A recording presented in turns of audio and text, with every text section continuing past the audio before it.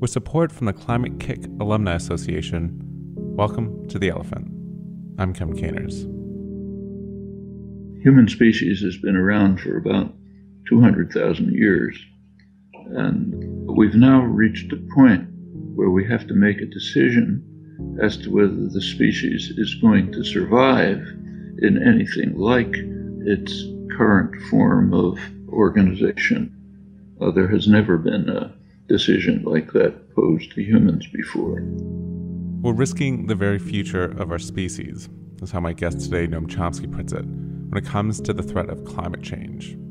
And he pins the blame for the fact that we're racing over the precipice with seemingly little concern squarely on the rich and the powerful, and the peculiar institutional systems we've set up of politics and economics, where short-term profits somehow trump considerations for the future livability of our planet. The institutional requirement of short-term profit-making evidently overwhelms concern for whether your grandchildren are going to have a chance for a decent existence. I don't know exactly what word to use for that. I'm not sure rationality is quite strong enough. Noam Chomsky is perhaps the world's best-known dissident and public intellectual. And at 87 years old, and after 3/4 of a century of speaking out against all forms of inequality, state repression, and violence, he hasn't lost any of his outspokenness. All we can talk about is building pipelines. It's a sign of a social and political system that is so sick that it cannot face obvious issues and deal with them sensibly.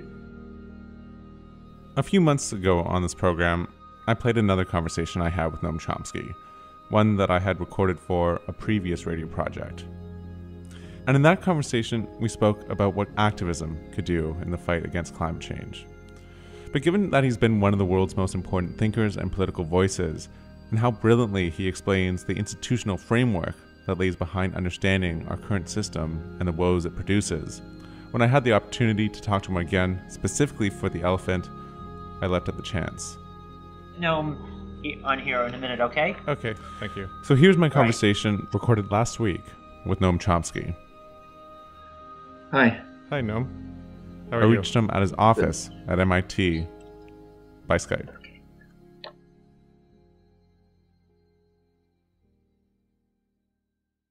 Well, Noam Chomsky, thanks so much for joining me. You've recently said in a few different places that we're at an astonishing moment in human history.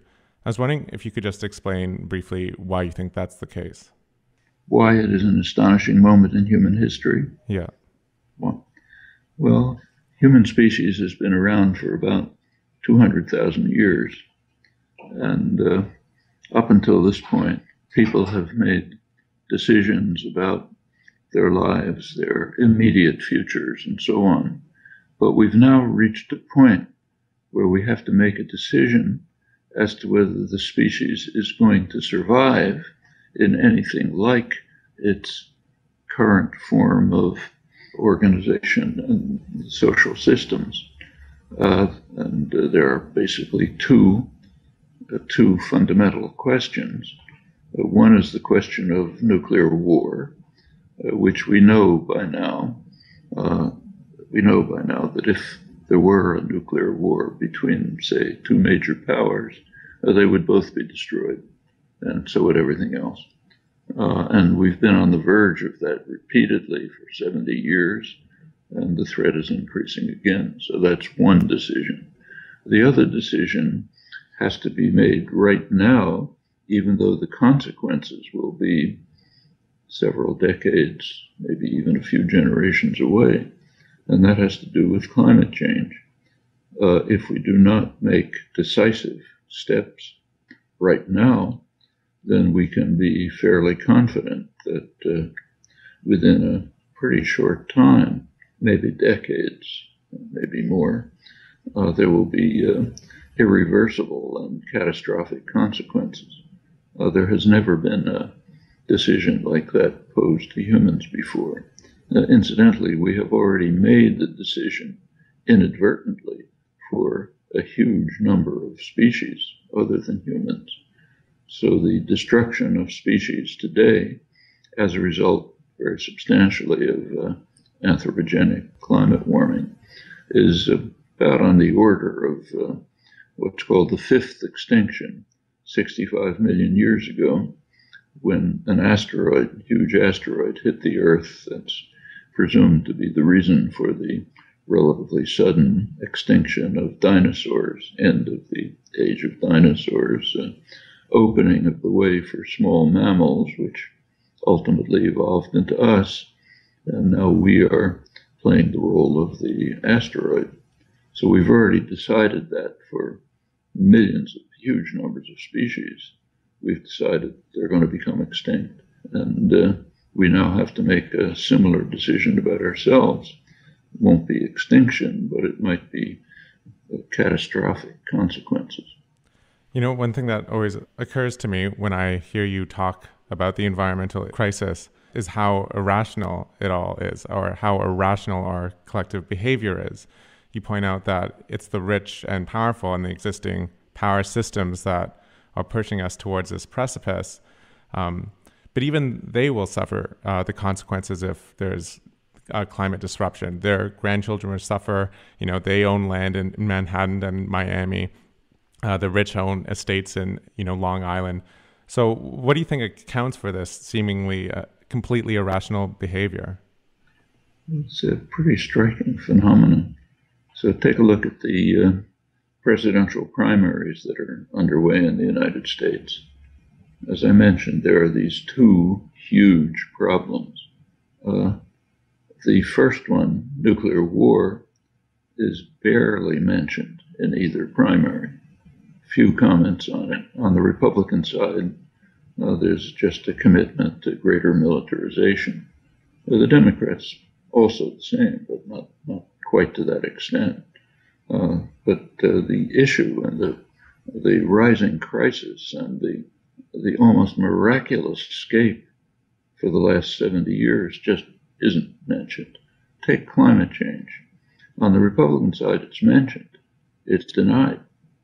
Every Republican candidate, with the single exception, Kasich, simply denies that it's happening. Kasich is worse. He's supposed to be the reasonable one. He says, sure, it's happening, but let's not do anything about it. I think that's even worse than denying it. So that's 100% on the Republican side saying, let's race to the precipice as quickly as possible. And this is not academic. It's already had an impact, significant impact. So a couple of days ago, there was a signing of the United Nations of the agreement reached in Paris last December, international agreement to restrict carbon dioxide emissions. But notice that the agreement was not a treaty. The intention was to have a verifiable treaty agreement that countries would commit themselves to live up to with penalties if they don't. Couldn't be done. And there was one simple reason: the Republican Congress. It would simply not accept a treaty. So as a result, the Paris Agreement had to be a voluntary agreement, which means it's much weaker. And if, suppose Donald Trump, or in fact any other Republican, were to win the election, and assuming they mean what they say, they would be essentially telling the world, don't do anything. Doesn't matter. Build as many coal plants as you like, because it's not happening anyway. I mean, if you want to talk about irrationality, it's pretty hard to go beyond this. There are more focused cases that we can look at. So, for example, it's now known that the scientists at ExxonMobil decades ago made it very clear to management that use of fossil fuels is going to have lethal, catastrophic effects. And they simply concealed it, in fact, lied about it. They organized major propaganda campaigns to convince people that it's not happening. And as you say, they have grandchildren. But the institutional requirement of short-term profit-making evidently overwhelms concern for whether your grandchildren are going to have a chance for a decent existence. I don't know exactly what word to use for that. I'm not sure irrationality is quite strong enough. It's really criminal immorality. At the same time, it always strikes me that you, more than most dissidents, appeal to rationality. You're not one to appeal to emotion very often. You really appeal to listeners and readers' reason. And so I assume you do believe that as a species we are capable of rationality, even though it seems that we so often don't follow that. We are capable of it, but it's not always a driving force in our existence. Actually, there are major efforts, huge efforts made to undermine rationality, and they're right in front of us all the time. So every time you turn on a television set, you're being bombarded with massive efforts to turn you into an utterly irrational creature. That's what the advertising industry is about. If you took a course in economics, you'd learn that markets are based on informed consumers making rational choices. What's the advertising industry? It's an effort to create uninformed consumers making irrational choices. So if market systems really prevailed, say General Motors would have a short advertisement in which it would say, here are the characteristics of the cars we are selling next year, and here's what they say about it in Consumer Reports. They don't do that. What they do is try to produce some huge amount of effort and money goes into creating illusions about, a famous sports hero is driving a car and it sails off into the stratosphere or something like that. The idea is to create illusions which will turn normal people into uninformed consumers who will be making highly irrational choices. And hundreds of billions of dollars a year are spent on this. This is a major part of the economy as an effort to do this. And the media system has some of that character as well. A lot of the deceit and distortion are efforts, conscious or not, to prevent people from being informed and in a position to make rational choices. So, for example, take almost anything you pick. About a week ago, Greenpeace released a couple of hundred pages that it had obtained somehow from the Transatlantic Investor and Trade Agreement. This is being negotiated in secret, like all such trade agreements. And why is it negotiated in secret? To keep people from knowing about it. There are pretexts, but the real reason is simply to keep the public from knowing about it. And as soon as something leaks, you see why. It's described in the press all the time as a free trade agreement. It's not a free trade agreement. It's highly protectionist. A lot of it has nothing to do with trade. It has to do with investor rights, the rights of corporations to sue governments if they undertake regulatory actions that might interfere with future profits. None of this has anything to do with trade. It has to do with investor rights, very much like the agreements that we already see, NAFTA, World Trade Organization, and so on. But the media consistently, close to 100%, refer to these things as free trade agreements. That's conscious or not. Maybe it's just unconscious deceit. You just unconsciously go along with the dictates of power. Or maybe it's conscious deceit. But it's an effort to prevent the citizenry from being informed and in a position to make rational decisions. And that happens over and over. So take just another example, almost at random. In the United States, it's, in fact, much of the West, it's a kind of routine to describe Iran as the gravest threat to world peace. We have to put missiles in Romania to protect Europe from Iranians and so on. We have to have extensive controls to make sure that Iran doesn't do something that doesn't violate an agreement that we impose on it, because Iran is such a terrible danger to world peace, the worst danger. There's a world out there. The world has opinions, and the opinions are known. The major polling agencies, U.S. polling agencies, take polls of international opinion. And one of the questions they ask is, which country is the gravest threat to world peace? Iran is barely mentioned. The country that is mentioned is the United States. By a huge margin, that's regarded as the gravest threat to world peace. There's no other country that's even close. Do Americans know about this? No, because the media simply didn't publish it. That's citizens uninformed about crucial matters. I want to go back to climate change, because this is a program specifically on climate change. And I was wondering, within the climate change topic, there's a huge range of figures who are working on it. There's everyone from Al Gore to people who are saying we need an entirely new system and are trying to create new ways of living in order to solve climate change. And so I was wondering what your thoughts are on if climate change can be solved within the current political and economic system. Can we meet this challenge within the system that we have, or do we need, in a sense, a new system? Well, it is possible to deal with climate change within the current state capitalist systems by carrying out measures which are pretty well understood. So one measure that could be instituted immediately is a carbon tax. A carbon tax would at least internalize the costs that are imposed by use of carbon.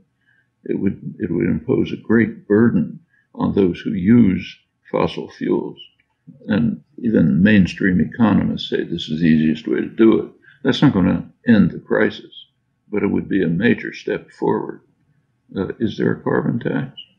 Not in the United States, even though, according to polls, almost half the population thinks it's a good idea. That's without practically anybody advocating it. If there was real advocacy, in fact, almost all the commentary is against it. Nevertheless, almost half the population is in favor of it. And that could be a significant step. It is certainly within the framework of existing institutions. This morning, if you look at the front page of the New York Times, it discusses a conflict that's arising in the Democratic Party between two of its major constituencies, environmental and labor. The labor constituency wants support for building gas lines like Keystone XL. The environmental sector of the party is against it, so there's a split. And you can understand the problem. It's one of the reasons why the white working class is drifting to the Republicans, to their major class enemy, literally, to the party that wants to really smash them in the face. But they're doing it partly because the environmentalists in the Democratic Party are opposed to things like the XL pipeline. Is there a solution to this? Transparently, but it's not discussed.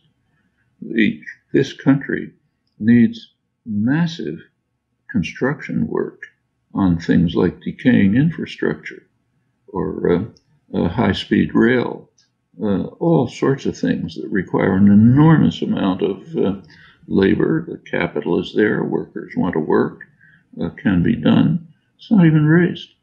All we can talk about is building pipelines. Going back to, I don't know if the right word is irrationality again, but it's a sign of a social and political system that is so sick that it cannot face obvious issues and deal with them sensibly.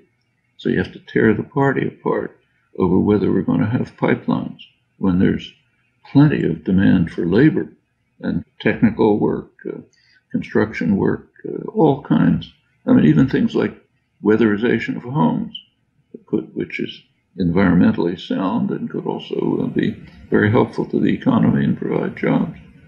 A couple of years ago, the government essentially nationalized the auto industry during the crisis, financial crisis, and took over practically the whole auto industry. There were choices at that point, but they were not discussed. One choice would be, should we hand the auto industry after the taxpayer bails it out? Should we hand it back to the old owners or clones, maybe different faces, but basically the same people, and have it continue to produce automobiles? That's one possibility. Another possibility was, should we have the industry directed not to producing more automobiles, but to producing an efficient mass transportation system? After all, this is about the only country that doesn't have anything like high-speed rail, very inefficient mass transportation, which is very costly to the economy and very costly to individuals. And should the industry be handed over to the old owners, or should it be handed over to the workforce and the communities, as a democratic society would do? These questions literally were not raised, except way out at the margins, like I talk about them, a couple other people talk about them. But it's simply not part of the discussion. But it should be a critical part. I mean, it's kind of astonishing that you can go from China to Central Asia in high-speed rail, but you can't go from Boston to New York. In fact, the train from Boston to New York today, which is the pride of Amtrak, is maybe 15 minutes faster than when I took it 60, 70, or 65 years ago. It's a shock, if it even makes it on time, which half the time it doesn't do. These are even burdens on the rich. Well, Amtrak is mostly business people, but instead of getting to New York from Boston in an hour and a half, they sit around for 4 hours. You said elsewhere that in order to deal with the environmental crisis, we're going to have to dismantle an entire sociological, cultural, economic, and ideological structure, which is driving us to disaster. And it can so often be hard to imagine when we're embedded within a system of what an alternative could look like. And I was wondering, I know you don't have any specific thoughts on, what a society might look like, but do you have any general broad thoughts on the values or the overall structure that a society that was actually sustainable might look like? Yeah, it should be democratic. That's an alternative to our society. An alternative to our society is democracy. We live in plutocracies, not democracies. A democracy would mean that every functioning institution, production, commerce, information, all of them, would simply be under popular democratic control. So industrial installations would be run by their workforce in interaction with democratic communities. Is this a radical idea? Kind of, but it's also a mainstream idea. So if you take a look at the major U.S. social philosopher, John Dewey, straight out of mainstream America, I'm practically paraphrasing him. In fact, he points out that unless this is done, politics will be, as he puts it, just the shadow cast on society by big business, which is pretty accurate. That's mainstream America. In fact, those ideas are not very much below the surface in ordinary people's consciousness. It's just out of the conversation. You cannot imagine democracy impermissible. But that is an alternative to our existing system. It's usually called libertarian socialism, but it's basically democracy. And along with that, do you also think that we need solidarity in order to solve the crisis? Solidarity? Well, that's an interesting question, and it's from a cultural and ideological point of view, it's pretty interesting to look at the history.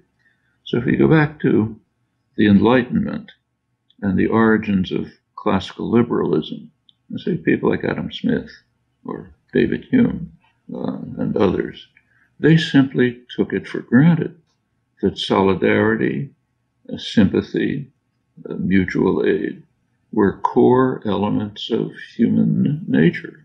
They were the driving forces in human nature. In fact, take Adam Smith's famous phrase, invisible hand. The way it's interpreted is almost diametrically opposite to the way he used it. In fact, he barely used it, but in one of only twice actually, and in one case, which is directly related to this, here's what he argues. He says he was thinking of an agricultural economy, of course. So he said, suppose some landowner accumulates almost all the land, so everybody else has to essentially be his servant. He says, well, this really won't matter very much because the landowner, by virtue of his sympathy for other people and concern for their needs, will make sure that property is distributed so that it'll be relatively equal. So as if by an invisible hand, we'll end up with a fair and relatively egalitarian society. Not a very powerful argument, but it shows the kind of driving concept that underlies classical liberalism, Enlightenment ideals, and so on. Now, all of that ended with capitalism. Adam Smith and David Hume and others are basically pre-capitalist. Capitalist ideology is different. It's get what you can for yourself and kick everyone else in the face. And now it's claimed that that's human nature. Is it? I don't think so. I think Adam Smith, David Hume, and others were basically correct. This is a distorting ideology which is imposed on us and undermines normal human emotions and interactions. It's highly distorting and deceitful. And going back to the environmental crisis, that's what's causing us to race over the precipice.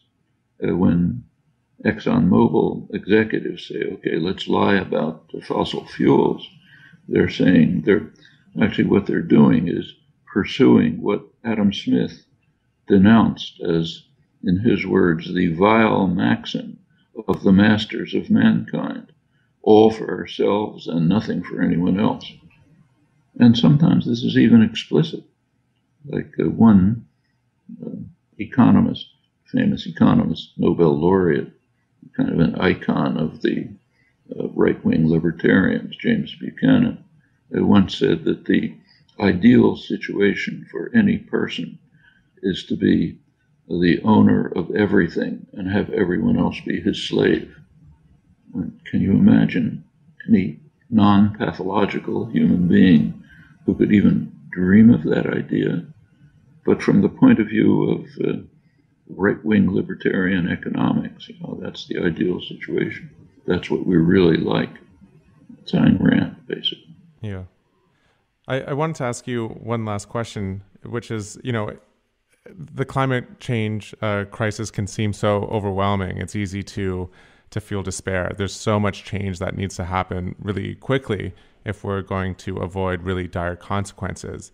But there's also something that is also obvious from following the news over the past 5 years, let alone history, is that things are very unpredictable. It can be hard to predict what will happen.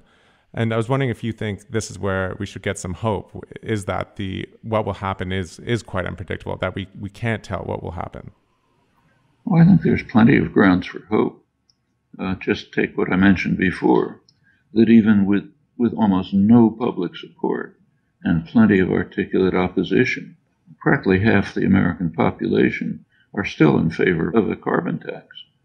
In fact, just about maybe every county in the United States, if you look at attitudes, so polls indicate people are in favor of more regulation of emissions. This is all latent attitudes, and the hope is that they can be turned into a powerful, organized, popular force, which very quickly will compel the leadership, or else replace the leadership, or even replace the institutions, and institute the policies that have to be carried out right now, means essentially ending the use of fossil fuels, and pretty quickly. It can be done. There are alternatives. They can be developed more, and it's the way to save to put a brake on this race to disaster and offer decent possibilities for future survival. And are you optimistic we can do that? That we can meet this challenge as a species? Am I optimistic? Yeah. Well, I think we should simply continue to keep in mind the slogan that Antonio Gramsci made famous, that we can have pessimism of the intellect, but we should have optimism of the will, and there's plenty of grounds for it, and we should grasp the hopes and opportunities that do exist and make sure that they become implemented and operative. Well, Noam Chomsky, thanks so much for joining me today. Yeah, thanks.